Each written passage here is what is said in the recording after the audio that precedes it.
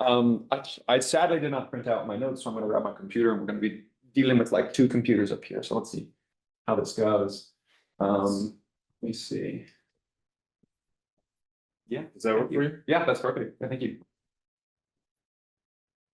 Oh man, I'm kind of excited to like see like the other two presentations that happened today, just like primarily because it's all we got to see like such a variety of like different kinds of fire lookouts and sort of how they're used today, right? And like a lot of the research that I was able to conduct underneath Andrea Duto had to do with that, right? It had a lot to do with trying to question or ask sort of like, what is a fire lookout? And sort of like, where are these things going? That was, which was like sort of, yeah, interesting. We'll get to it. I'll talk about it in a second, but let me see if I can actually. Okay. So this is, yeah, this is a presentation, the Unnatural Devolution. Like I said, it's research that I was able to conduct underneath. What in the world? Okay, sorry, folks. Sorry. We'll get there in a second. Oh, straight to, yeah, thank you, thank you. All right, here we go. Okay, so I mean, first I'd like to thank Andrea Duto, who is a professor of architecture here at the University of Idaho, but he's also one of the conference chairs here. Like without Andrea and Michael working together, of course, this conference wouldn't be happening. But I always think Andrea is such a fascinating person because he just kind of digs into like very specific, like hyper specific interests. And then of course, because they're so specific, he starts to share those interests with a lot of people around him. And so like Braden and I and a few other students around, we had the chance to study fire lookouts underneath Andrea during a studio course. And so studios in architecture school is kind of where the architecture students learn the most, right? It's these heavy, weighty 6-credit classes where you sit down, you have the opportunity to really to dig in and like process and like go through the process of developing your own design project, right? In this case, Andrea being who he is, a very specific, very intentional person. He was hoping to utilize this studio to just understand architectural typology, which I think you can think about that as like essentially the logic of type, like it's the architectural taxonomy, right? If different kinds of architecture require different functions and therefore need to look sort of different.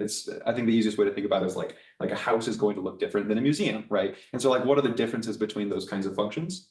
And then what are those different functions, or what are those different kinds of architecture going to look like? And so in this case, Andrea was like, there is no taxonomy for fire lookouts outside of understanding different kind of cabin types, right? Outside of like L4, R6, R4, the niche ones, right? Outside of those classifications, like architecturally, what are these fire lookouts doing? And so he wanted to take some time and have us students sort of research and understand this typology, this taxonomy through this case study of fire lookouts. And then we discovered a lot more along the way through that process. So that's what I'm hoping to share with you today. A lot of my research, or at the very least, a lot of this studio, it was structured in a particular way. It was structured in a 3-phase project. First phase was just studying an existing fire lookout. Second was innovating on top of that, it was improving the typology by looking at that fire lookout that we studied and seeing what improvements can be made. And then the third phase was looking at innovating, looking toward the future of fire lookouts and what these things can be in the future. Of course, my my research sort of strayed away from that original intention and found its way into defining its own, I don't know, its own grounds, but we'll see that in just a second. So let me see here. Yeah, so like I said, the unnatural de-evolution. I started pretty quickly by thinking about like trying to define just like what a lookout is. I think under the conference themes, there was this idea that like the lookout can be a person and a structure. I moved a little bit past it and said like, well, lookout can also be an action, right? Like without all three of those, without the person, without the structure, without the act of looking out, like you don't really have a fire lookout anymore. You don't really have that lookout anymore. That's sort of like the system that I was examining. And then throughout the project, throughout those 3 phases, what ended up happening was I decided on one of these definitions, on the person, structure, action. And I thought, what if we tweaked one of those, right? If you started to tweak one of those and change sort of any one of those, you necessarily start to change the other 2. And I thought, well, obviously I need to start I didn't really like have much of an intention here. I just like was like, oh, I need to change the action. I need to like, see what happens if we like stop looking out and we start to say look in, and then ultimately look between, whatever that means. We'll see in a second. The reason why I ended up choosing the action as the thing to start to tweak to examine these fire lookouts is just because it's unique on this list. It's a verb rather than a noun. And then also, like I was saying a little bit earlier, architecture is based around function. We taxonomize it. We create distinction between different kinds of architecture based on its functions, right? Right. And so changing the function or changing sort of the intention or the action, like I said, will end up changing the structure itself. So ultimately, the intention here behind the project was going through a lot of these different going through these projects and examining like at what point does the fire lookout stop being a fire lookout? Like if I change the action, are you still able to achieve that original function? And sort of examining the bounds of it. I hope that makes sense. I hope that makes sense. But let's see. So this was sort of the beginning of the idea here, looking at these three. Let's jump into the project.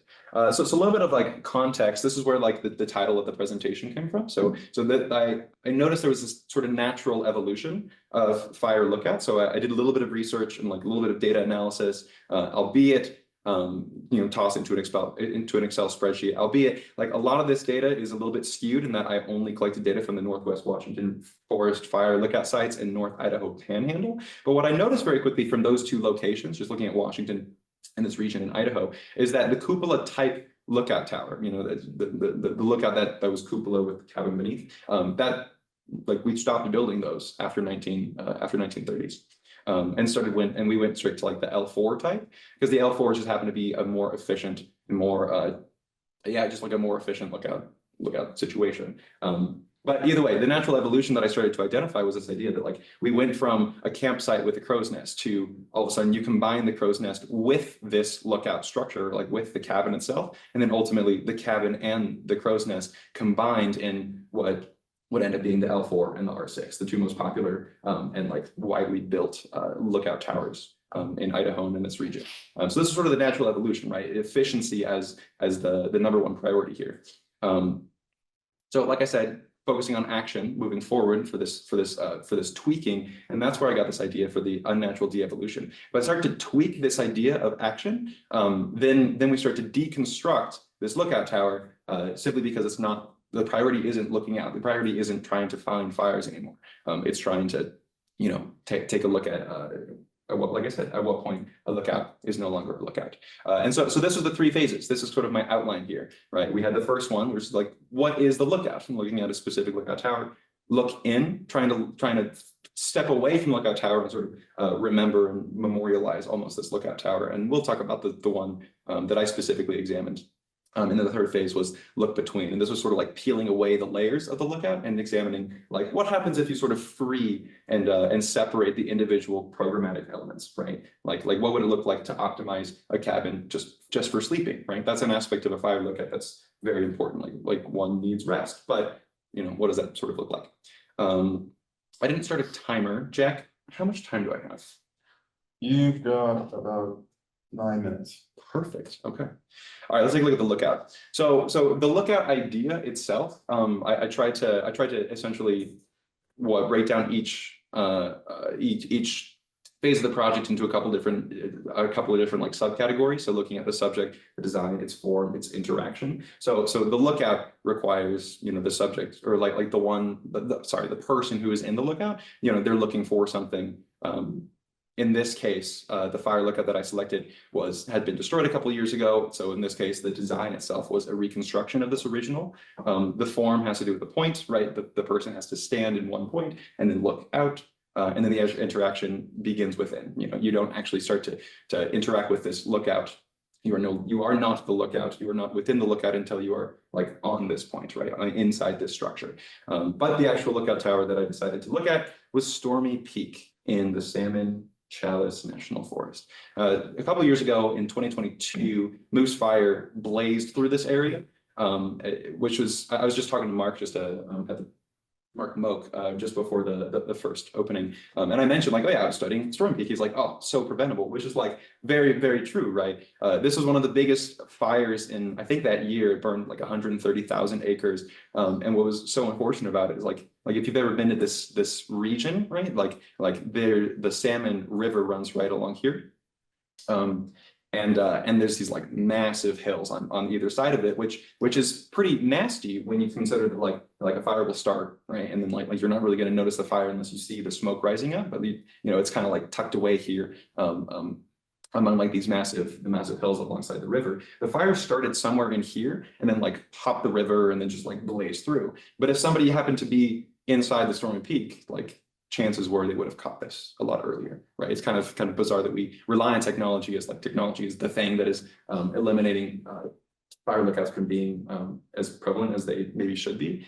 But then we have the situation where 130,000 acres burned because we're relying on technology so much. And this particular fire lookout, which I think is particularly sad, happened to be burned down. It was destroyed in this fire. So the very thing that could have prevented this fire was also the thing that was destroyed in not preventing it. So yeah, just looking at this graphic, yeah. So Idaho salmon shallows, looking at salmon shallows, we're sort of right here. And then these little claws alongside here, that's just like the elevation along these 5 ridges that the salmon, that the Stormy Peak Lookout is connected to. I mean, as many of us probably know, fire lookouts are an individual fire lookout has little value. A network of fire lookouts is sort of where like the identification, the way of identifying these fires is where a lot of the value is. So along this this whole plateau, you have like 4 fire lookouts. One here on Stormy Peak, over here in Napoleon Hill, over Durano Mountain, and then also Haystack Mountain. And so creating this network of fire lookouts that once again could have prevented, but of course, they're all decommissioned and now many of them are gone and destroyed. So looking at the Stormy Peak, first thing that I did was, of course, just like studying the actual fire lookout. I just had to reconstruct it using and then also using the taxonomy that the students and I started to define. So looking at what's the material, what's the cabin type, the structure, the roof, stairs, that kind of thing. And so it's a very cute, very like interesting. It's let me see, it's an R4, which is a very like interesting way, or like a very, I don't know, unique type, I guess. There's only like 4 of them in Idaho. It's kind of a mixture. I never had a chance to define this myself, but very interesting. Let's move on to some other things, looking at the plans and the section of this project itself. There was something that I noticed pretty early on, and there's like this sequence to like the function of the floor plan. And of course, like I believe that every floor plan of fire lookouts are kind of different, but sadly I've not had the chance to like be in a fire lookout myself. But the idea that I started to hit on was like what is an efficient fire lookout program, or like what is an efficient layout? And I believe an efficient layout would be one that you're able to sort of circle the Osborne throughout your day, right? You wake up in the morning, you go get your kitchen, you go get your breakfast or whatever, you go sit down, you eat, you have your desk, you have your storage, right? Sort of circle around as you sort of meander throughout your day. That was one thing that I started hitting on this initial project. Of course, we're architecture students, we make models. Sadly, I don't have my model here. I'm not quite sure where it is. Andrea has it. But either way, this is just kind of the fire lookout. It's gone. It did not need to be, but let's move on. The look-in. So looking at the subject, all of a sudden we're not looking for something. Now we're looking at, right? This requires an interaction that begins on the outside, right? So instead of starting on a point, you're starting away from the point and you're looking in, right? And so what I did with this guy is I essentially diagrammatically took that log podium that Stormy Peak was sitting on, and I pulled the pieces out, creating this wall that's like elevated off the ground. So those who are on the ground are easily able to still enter the compound. But what this does is it starts to hit on, it starts to sort of create some intrigue about like what this situation is, like what actually is this fire lookout, what is this, just like what is the fire lookout? And then I believe I have a nice image of it. Oh yeah, we can take a look at this guy. Essentially what happens is like as one or what, if it was built as one walks by or to the tower, you can see the tower over the wall. But as you get close to the wall, like conceals the tower, and then it's only revealed again as you enter the compound, right? The idea here is like I said, it's trying to create a plane that one is able to stand at and then, or like stand against almost, and then look and observe this tower. Once again, the idea there being this sort of memorialization, realization that like these towers should be protected, could be protected, but typically aren't, or very often are not. Look at the floor plan. Like I said, extruded, very similar floor plan as well. Let's move on. Some renders, kind of hinting at the idea of like the wall starting to cover up, and then some more models. Same idea. You step away, you see this tower, trying to create a little bit of intrigue. Now the look between is where a lot of the actual analysis are trying to like I said, peel back the layers of lookout towers, like trying to understand each individual component of a lookout tower. I found this to be pretty interesting. The idea was like, you know, you're looking through, we're deconstructing, we're trying to I don't know, spatialize even. So I started out with the typical lookout plan. I scored the typical lookout plan based on the different programmatic elements. So I took the bed, storage, desk, furnace, what do we call this? Fire. Stove, yeah. Kitchen. And then I created a cabin that represents each one of these individual scores right here. And each score sort of like harkens back to the original floor plan, but ultimately you're able to pull these things apart. And then each programmatic element deserves and receives its own cabin. And that's this guy right here. So looking down on the compound, you know, like going back to this idea of like the circular motion, you wake up in the morning in your sleeping cabin, you go across your podium or across your podium to your kitchen cabin, your eating cabin. You jump down here, there's a storage cabin tucked behind this wall here, desk cabin. And then of course there's still like this conceptualized fire lookout cabin. Yeah. So can I ask, can you go back to previous? Why did you keep the walls around the whole deconstructed structure? Well, there was a sequence in the studio itself, and I felt like I needed to maintain some through line, but it does sort of, to a degree, it starts to like weaken the move that's happening. But then there is also this like compound effect it's creating, where like you enter your compound and like it's less about searching for fires now, and it's more about just like living an optimization, and trying to optimize each individual like living component, if that makes sense. But either way, I don't actually have much of a reason or like much of an answer to your question. Okay, and I just ran out of time, but either way, I'll just flip to these last ones. Ultimately, there's a lot more like research that I could conduct, of course, but in the end, we're trying to like see the line, like draw these lines of lookouts. But I hope there's some value found here, and thank you so much for listening. Thank you. Yeah.